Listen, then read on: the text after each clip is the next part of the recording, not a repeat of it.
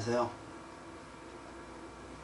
지난 시간에 이어서 사주 명리학이 무엇인지 본격적으로 알아보도록 하겠습니다.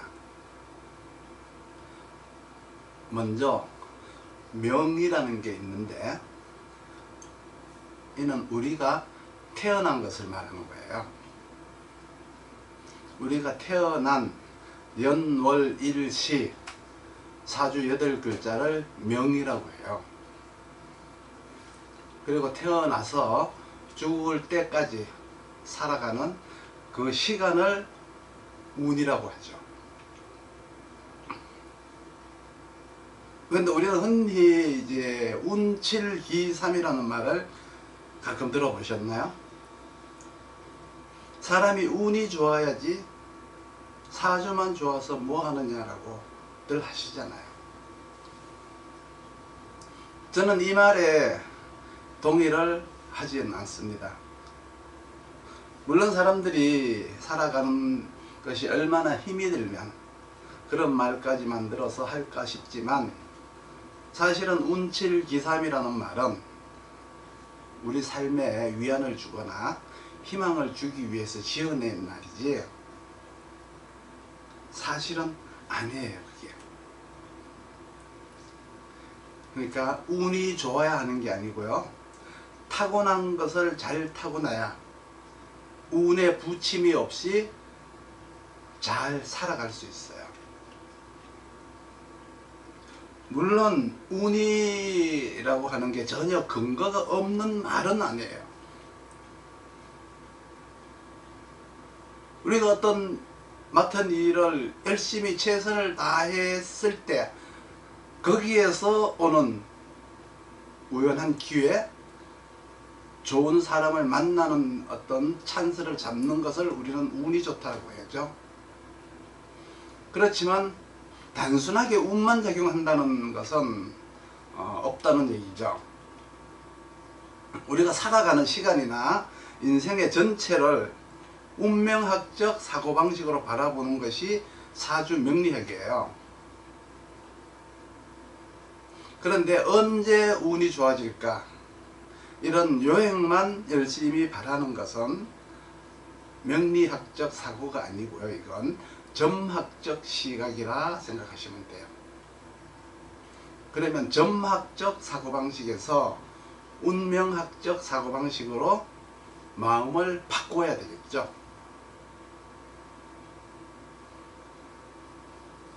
물론 돈을 많이 벌려면 명리학보다가 점학이 더 좋을 수도 있어요. 우리나라는 선진국이 아직 아니죠. 그리고 핵도 없고 주변의 강대국들에게 둘러싸여 있어요. 요즘은 국가적으로 극복해야 될 주변 환경들이 아주 열악해요. 북한이나 중국에 이어서 이제 일본까지 우리와 척을 지고 자칫하면 미국과도 소원해질 수 있는 그런 상황에 우리가 와 있어요. 우리가 힘의 강대국이라거나 정치적 선진국이었다면 이런 일들이 생기지 않았을 뿐더러 생기게 만들지도 않았을 거예요. 위정자들이, 지도자들께서. 하지만 우리가 개인적으로도 주변에 경계해야 하거나 두려운 존재들이 있으니까 지금 단장을 보는 현실적인 시각도 가져야 되겠다는 얘기를 하는 거죠. 그런 시각을 크게 나누는 것을 대운이라고 하고요, 작게 나누는 것을 세운이라고 해요. 그러니까 내가 사는 그때 시각들을 대운이라고 하고요, 세운이라는 것은 자연이 흘러가는 시각을 세운이라고 해요. 그러니까 세운은 내 사주와 관계없이 매년 들어오는 거잖아요. 그러니까 내 사주를 기준으로 보는 게 아니죠. 그렇지만 대운은 자기가 만들어가는 거니까 자기 사주로 보셔야 돼요. 그러니까 우리의 전체적 운명을 보는 것은 사주로 봐야 되는 것이죠. 그러면 명리학의 구성체계라는 게 있는데 조금 복잡해요. 아까 말씀했듯이 첫 번째 사주라고 하는 것은 연월일시로 구성이 되어 있죠. 대개 사주를 쓸 때는 우측에서부터 좌측으로 써가죠. 연월일시. 원래 중원이나 한족들은 우측에서 좌측으로 썼는데 대만에서는 좌측에서 우측으로 써요. 그러니까 우리는 우측에서 좌측으로 쓰는 것이 습관이 되어 있어요.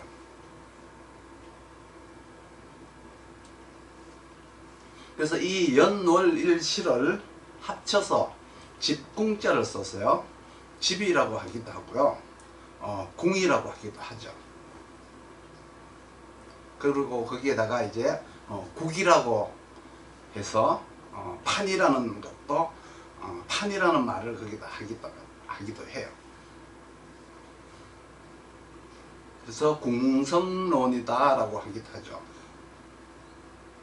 거기에 이제 기둥주자를 써서 연주, 월주, 일주, 시주 이렇게 이제 부르는 것이 기본이에요. 그러나 해설을 할 때는 그냥 궁이라고 해요.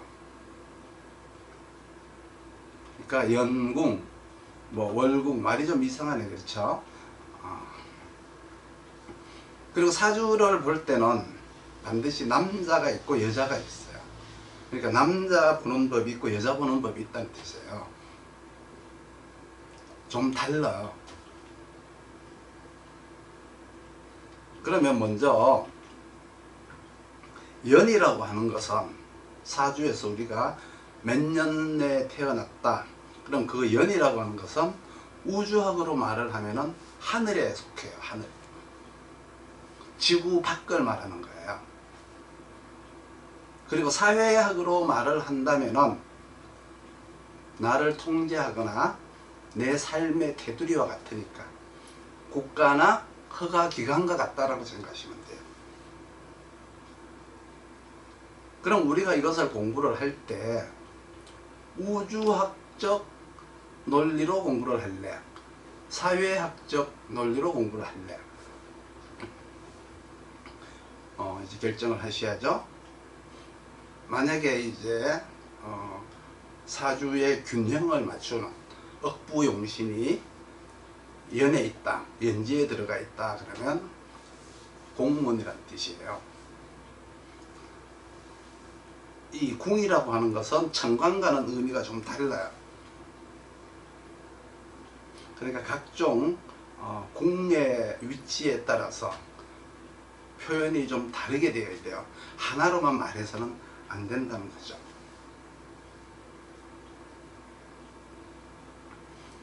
그리고 이제 월이라고 하는 것은 우주학적으로 말하면 하늘을 기준으로 말하면 지구예요. 지구.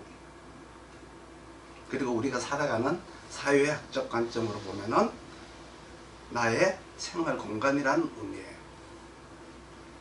그러니까 공간적 의미가 월지에 들어있다.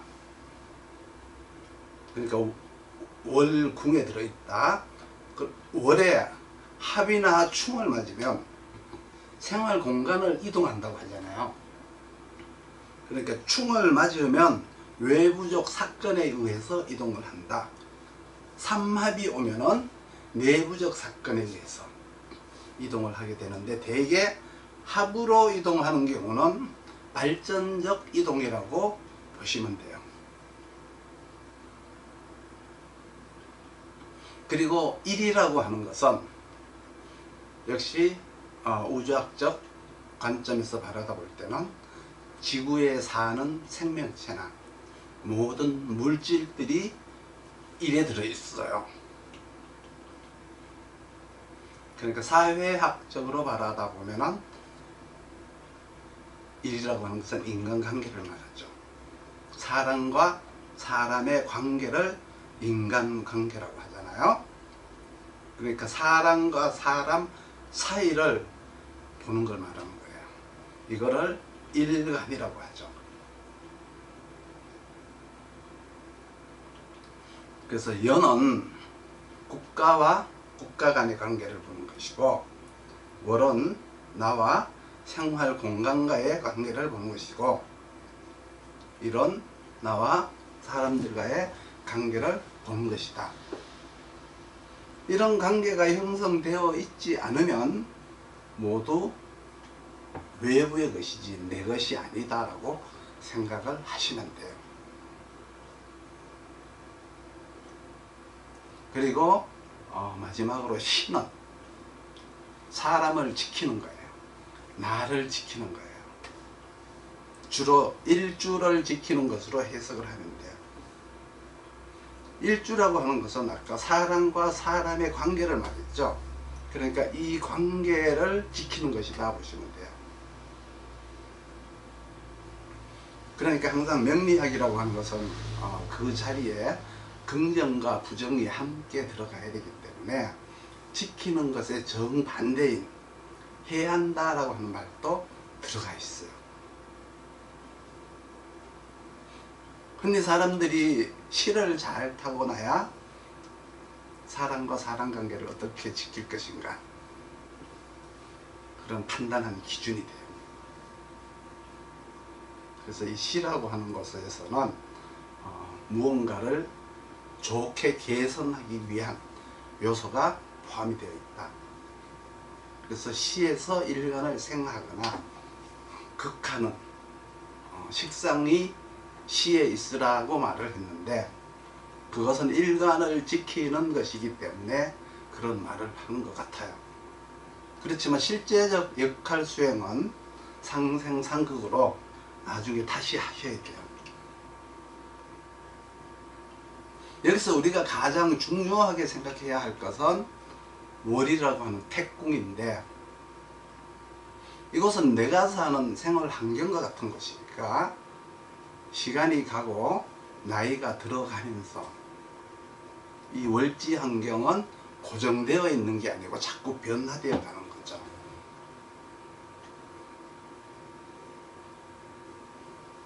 내가 10살 때는 월지라는 환경에서는 부모님이 사셨고요. 20살 때 월지에는 선생님이 있었고, 내 나이가 30살쯤 되면은 월지에는 동료나 선배가 있을 수가 있죠. 그리고 사장도 있을 수가 있고요. 그리고 내 나이가 40이 넘어가면은 그 월지라는 환경에는 부인과 자식이 있는 거예요. 이렇게 나이가 이제 50이 넘어가면은 그 월지에는 자식도 살고 부인도 살고 모든 내 생활 환경이 거기에 들어있는데, 나이 70을 넘으면 그 월지 속에는 손자가 산다. 이런 변화되는 논리를 가지고 시간의 변화를 감지해야지 하나의 고정관념을 가지고 보셔서는 안 된다.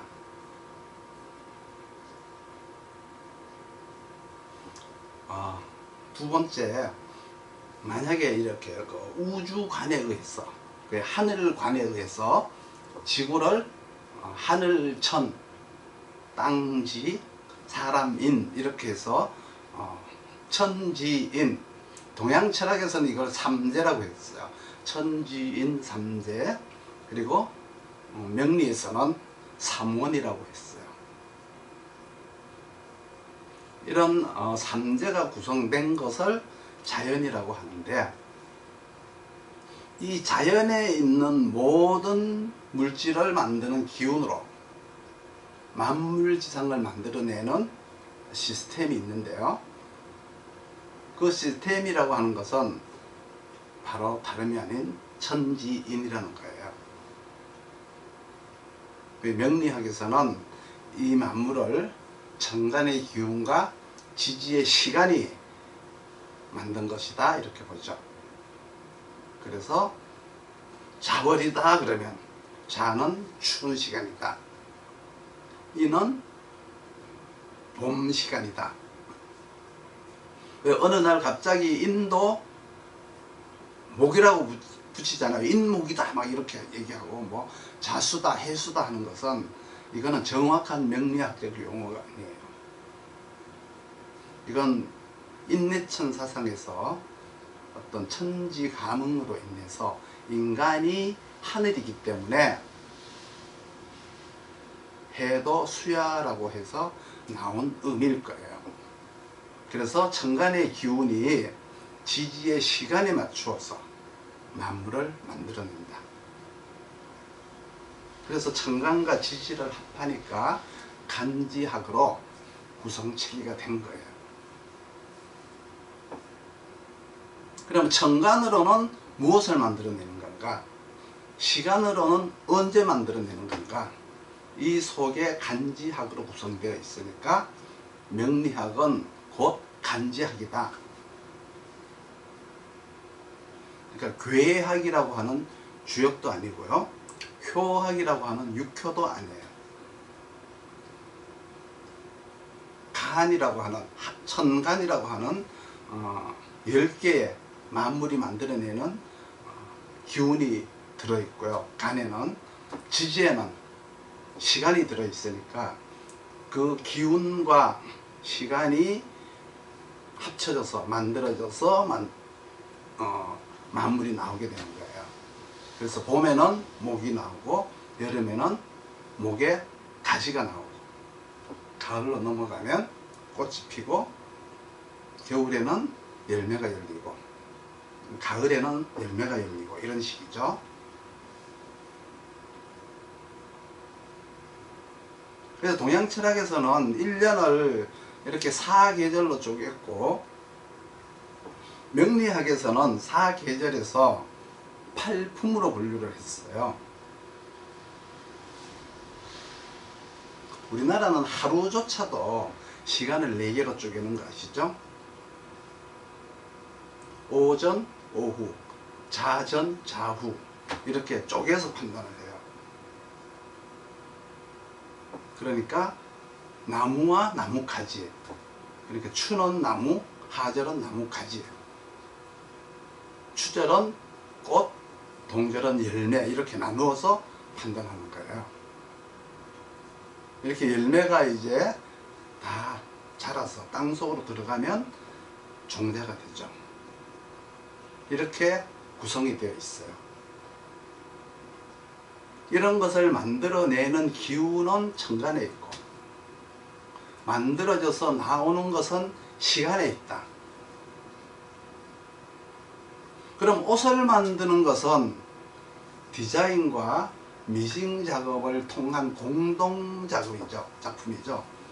그렇듯이 천지가 하늘과 땅이 합작을 해서 밸런스를 맞추어야, 균형을 맞춰야 만물이 나오게 돼요. 만약에 간목이 가을에 태어났으면 열매를 만드는 것이지 뿌리를 만드는 게 아니죠. 내용이 달라요. 가을이니까 디자인이라고 하면은 열매를 만드는 거예요. 간목의 디자인은 열매가 되는 거예요. 미싱 작업도 열매를 만드는 것이죠. 그 가을에 맞는 상품을 만드는 거예요. 이런 마인드가 이 속에 들어있어야 돼요. 이것이 이제 명리학이에요.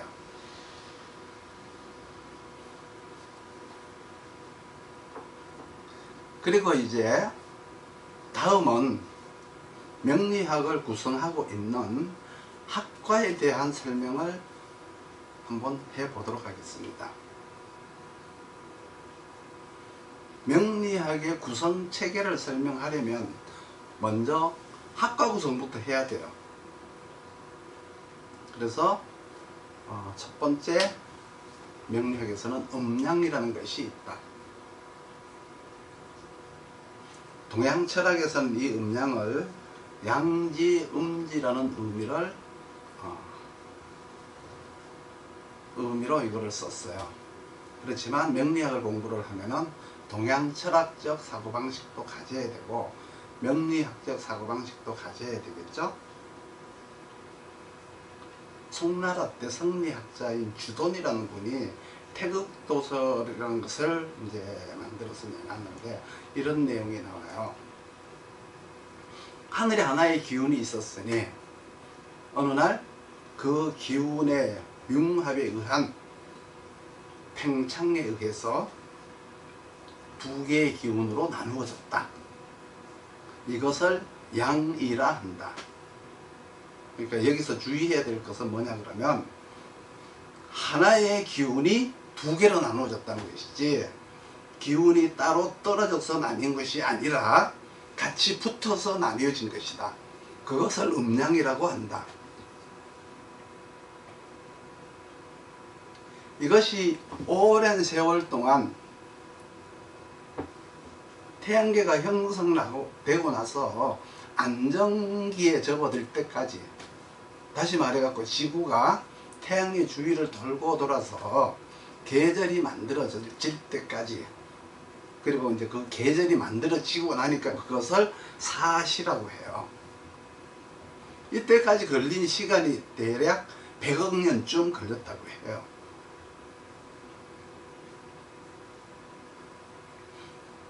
그리고 나서 사시가 형성된 후에 오랜 세월 동안에 이 한난, 한난으로만 돌아가다가 지구가 이제 주한기운과 습한기운을 머금기 시작해요. 그래서 오행이라는 만물이 나오는 터전이 마련된 거예요. 만물이 나오는 시기를 동양철학에서는 사시로 나누게 되는데 명리학에서는 이거를 계절의 변화에 의한 한난조습이라고 해요. 그러니까 순서가 처음에 한난이 있었고 한난의 변화에 의해서 조습이 생겨났다. 그 한난조습이라는 사시의 기운을 통해서 이제 오행이라는 것이 나오게 되었어요.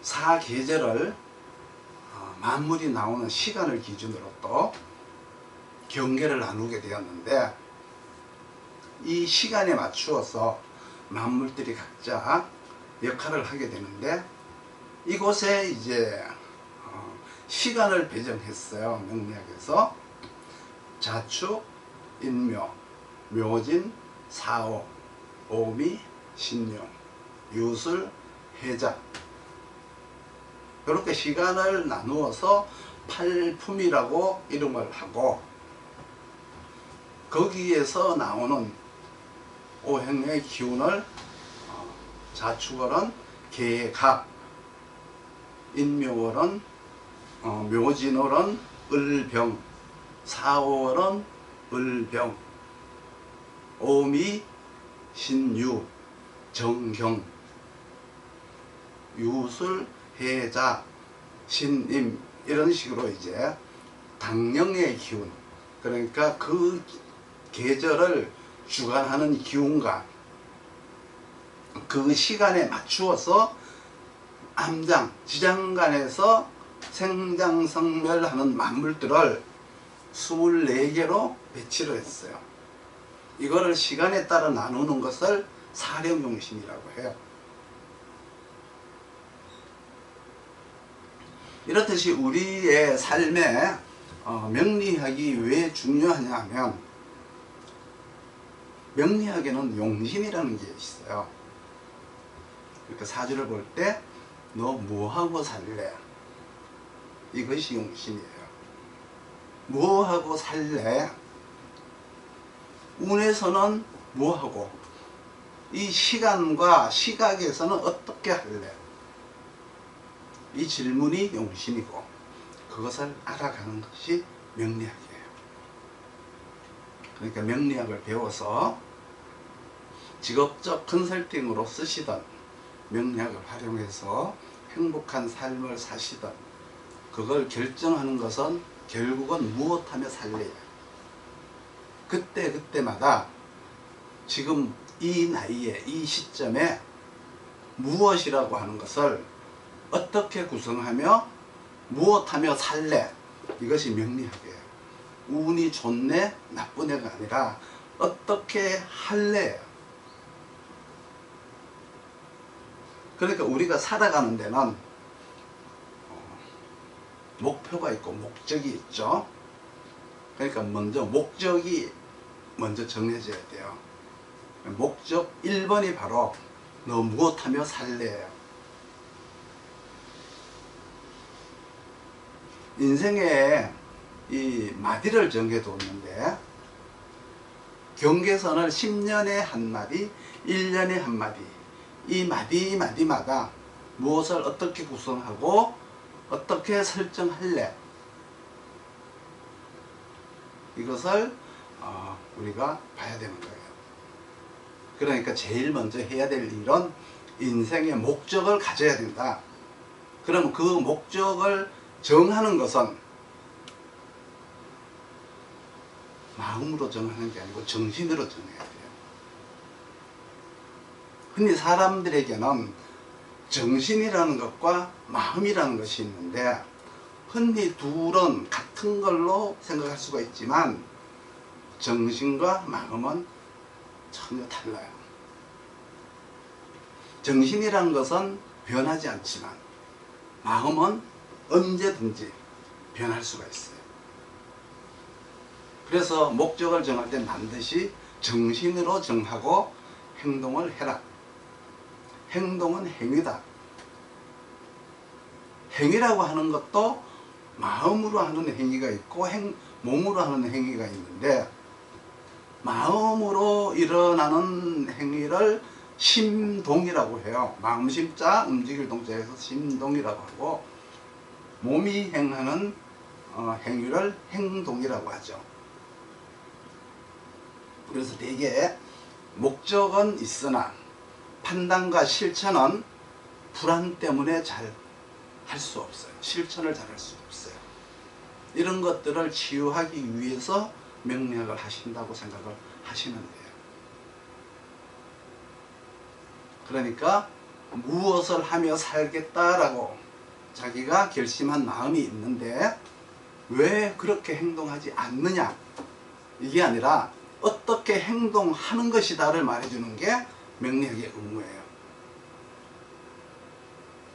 지적질을 하는 게 아니고 방법을 가르쳐주는 게 명리학이라는 거죠. 그래서 무엇하며 살겠다는 마음을 먹었으면 행동을 해야 되는데 보통 사람들이 행동을 하지 않아요.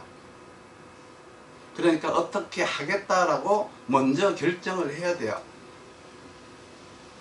결정을 한 다음에 실천을 해야 되는데 이 결정과 실천 가운데 판단이라는 것이 있죠. 판단.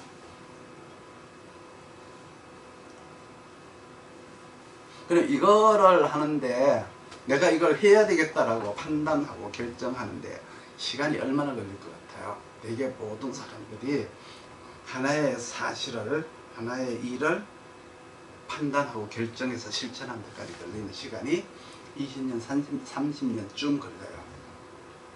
그리고 나서 나중에는 그래, 나 그렇게 하려고 했어요, 이렇게 말을 해요. 그러니까 결국은 실천이 안 된다는 거예요. 왜 실천이 안 될까요? 실천이 안 되는 이유는 자신감이 없어서 안 되는 거예요. 아니면은 어떻게 하는지 방법을 몰라서 안 되는 거예요. 그럼 이 두 가지를 다 해결해 줘야 되겠죠? 용기도 줘야 되겠고 방법도 가르쳐 줘야 되겠고 이것이 이제 명리학이 해야 될 일이죠. 그런 다음에 육신을 배워야 돼요. 육신이라는 것은 내가 다른 사람을 만난다는 뜻이에요. 그러니까 육신이라는 단어 속에는 대인관계라는 의미가 들어있어요. 대인관계라는 것은 부부관계도 대인관계고 가족관계도 대인관계예요. 조직생활, 사회생활 속에 들어있는 모든 형태의 대인관계를, 그러니까 처세술이 육신에 들어있다. 이것을 직무능력이라고 하는데 흔히 진로를 본다라고 설명을 해요. 이렇게 음양과 오행, 그리고 오행 속에 들어있는 용신과 육신, 이렇게 이제 학과를 나누고, 이 학과 중에서는 다시 이제 1, 2로 나누게 되는데, 오행이라는 용신과 희귀신으로 나눠져 있어요. 그러면 만물에 대한 사용 방법은 오행인데, 자신은 용신과 희귀신으로 봐야 돼요. 자신을 보는 것, 내 자신을 보는 거는 용신과 희귀신으로 봐야 돼요. 그러니까 오행으로 상생도 하고 상극도 하는데, 이거는 생존과 경쟁의 문제예요. 그러니까 그냥 물건 잘 다루는 것만 있으면 안 되고 주특기도 있어야 된다. 특기만 있으면 뭐 하냐? 경쟁에서 지면 그만이다. 이렇게 보는 거, 이걸 보는 것이 이제 상생상극을 보는 거예요.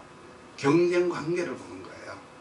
그 중에서 이제 용신과 희귀신으로 보는 것은 내 자신의 특기를 개발해서 활용하는 모습을 보는 것이고, 오행의 상생상극으로 보는 것은 자연이 낳고 거두는 모습을 보는 거예요. 그러니까 내가 하는 행위가 아닌 거예요. 이런 개념들을 이해하고 공부를 하셔야 자기가 무슨 공부를 하는지 알게 되겠죠. 그리고 육신에도 두 가지로 1, 2로 나누어져 있는데, 육신과 격국으로 구분이 되어 있어요. 이것은 신분과 지위를 보기 위함인데요. 결국은 지위라고 하는 것은 높낮이를 상징하죠. 그래서 격국은 다시 상신과 구신과 귀신으로 구분을 해요. 그래서 상신과 구신의 관계를 구응성패라 그렇게 말을 하는데, 육신에서도 상생상극이 있는데 이거는 용어를 상생상극이라고 하면 안 되고 생화극제라고 해야 돼요. 왜 그러냐 그러면 사람한테 상생했어 상극했어 하면 말이 안 되니까. 내가 시험을 보러 갔는데 상극하러 간 게 아니죠. 그러니까 상황에 맞는 적절한 단어를 사용해야 돼요. 산에 가서 나무에 가서 감을 채취하려면 그냥 잘라오면 되는데, 따오면 되는데, 사람을 채용하는 것은 잘라오는 게 아니라 그 사람의 마음과 그 사람의 능력을 사오는 거죠. 그러니까 항상 상대를 존중해 주는 말이 필요해요. 그래서 상생한다, 상극한다라는 말 대신에 생화극제라는 용어를 쓰는 거예요. 인간 생활이나 사회생활에서 발생하는 경쟁관계를 보는 거예요, 이건. 그래서 사람들의 경쟁에서는 아무리 지위가 있어도 경쟁력이 없으면 안 된다. 경영자도 경영자 나름이고, 그래서 경쟁력이 있는 경영자가 있고 경쟁력이 없는 경영자가 있어요. 가정에 가면 남편도 마찬가지죠. 이런 것들을 판단하는 것을 대분류로 나누었고, 그 외에도 이제 또 학과들이 많아요. 일단 목차는 천간을 하고 지지를 할 거예요. 그리고 조우를 할 거예요. 조우를 하는 이유는 때에 맞추어서, 그렇죠? 때에 맞추어서 무엇을 하는가를 보는 거예요.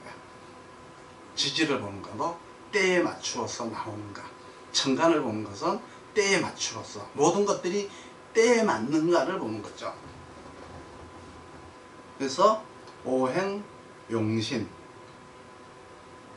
그리고 상생, 상극, 이거를 이제 40개 정도를 이제 해야 되고요. 용신과 희귀신, 또 용신과 희귀신에서는 제1희신, 제2희신으로 나누는 방법을 취할 거예요. 일단 개념만 알아들으면 해설도 쉽게 능리하실 수가 있어요. 격국의 구운관계를 본다라고 하는 것은 신분의 지위를 만들어가는 것이다. 여기까지 일단 목차를 대분류로 나누어서 말씀드렸고, 다음 강의부터는 본격적으로 천지인 삼원론의 활용 방법과 음양이익이, 사시한난조습, 팔품을 통한 오행의 탄생 경로 등에 대해서 강의를 하도록 하겠습니다. 오늘은 여기까지 하겠습니다. 감사합니다.